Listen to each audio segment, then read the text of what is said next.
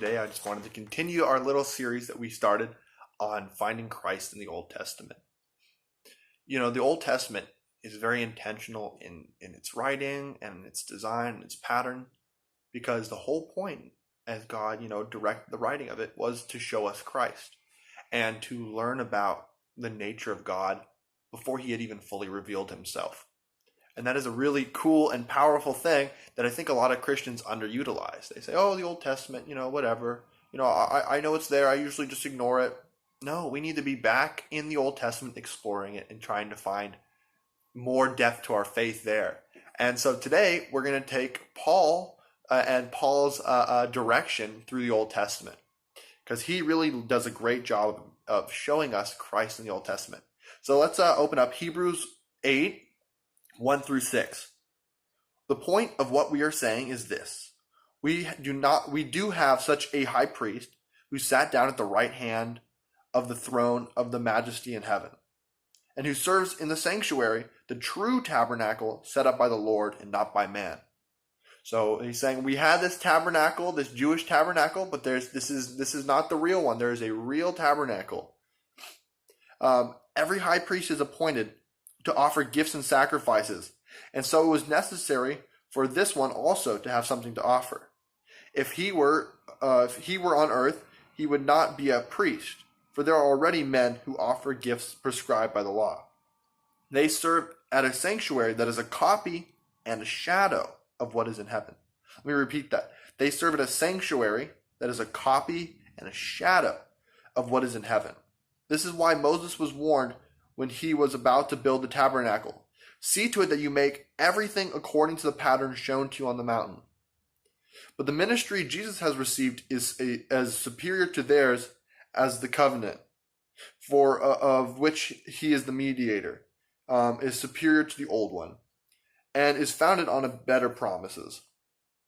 So what's coming on here? So what it's saying here is all these designs that were laid out in the Old Testament, the designs Moses was given on the mountain when he was given the law, these were just a shadow of what was in heaven, or a shadow of what was to come in Christ.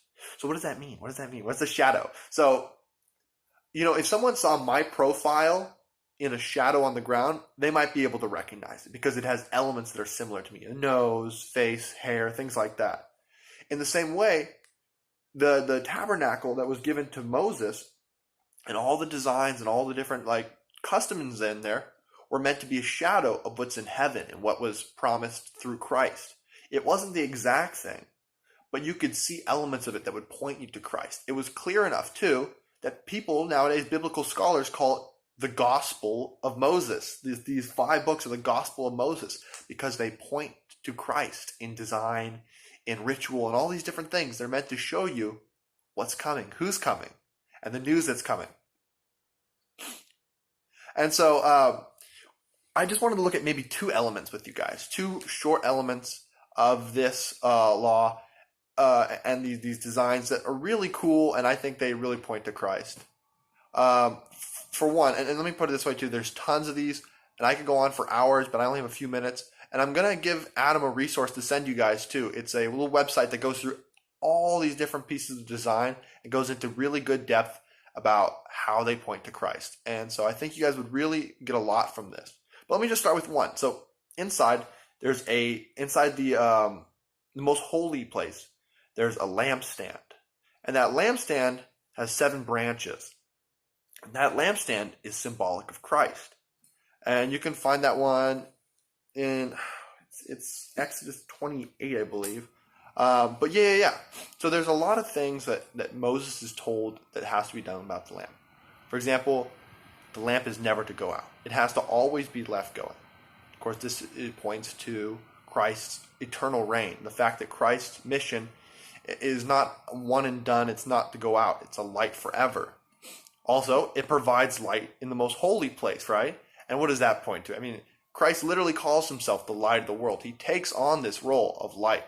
Christ is the light of the world who illuminates truth, and not just any truth, but an ultimate truth. Another part, the gold is not made in some mold. They're not told to, mold it or do anything like that. It has to be beaten from one piece of gold.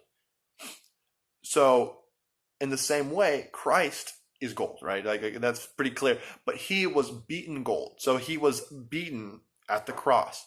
And in that way, through his sacrifice and through being beaten, he was made able to be a light to the world.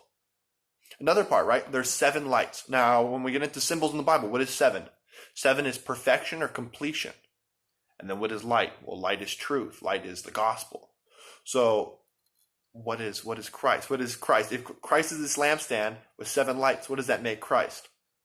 Well, that makes him perfect truth, or that means that he brings us perfect truth. So there's a lot of these beautiful things that you can find throughout these design patterns. And I'm going to, once again, I really suggest you guys go over these. Lots of really cool stuff in there, about sacrifice and how that pointed to Christ's own sacrifice, or how, even the ephod, the outfit that the high priests were meant to wear, even the fabrics in there point to the mission of Christ. There's 4 different colored fabrics. Maybe you guys can look into this.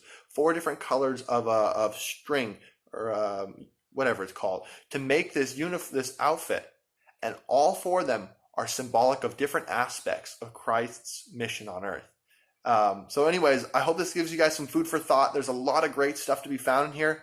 And yeah, start digging for yourselves. You're going to find a lot of great stuff in the Old Testament.